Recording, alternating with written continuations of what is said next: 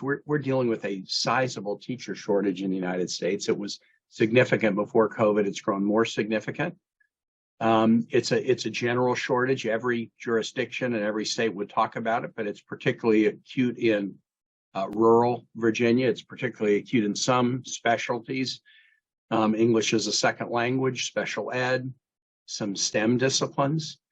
And so just doing the same thing we've always done is not necessarily going to solve this. And so we have to undertake some innovative strategies. And so Susan Collins and I have focused on a number of such strategies, making better use of the nation's HBCUs and minority serving institutions as our classroom populations become more diverse. One I'm really proud of is teacher residency programs. Richmond has a teacher residency program between Richmond Public Schools and VCU that kind of uses a little bit of a mentor and master teacher. You bring people into a residency program and you give them really significant support from master teachers in the first few years of their careers. It's an attractive option to get people to teach, but it also has proven some benefit in keeping people in the profession longer.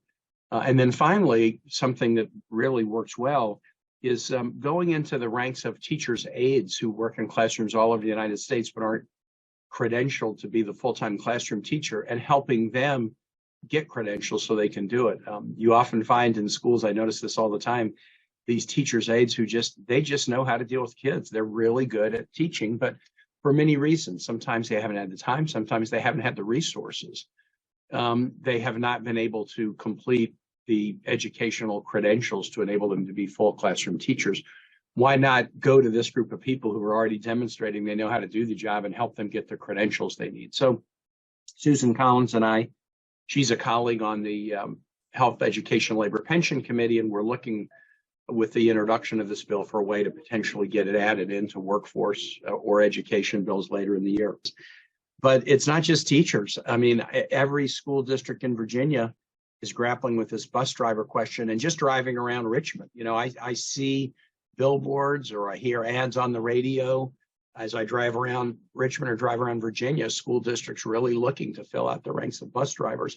I'm not aware of any bill right now in the Senate that would provide assistance for this.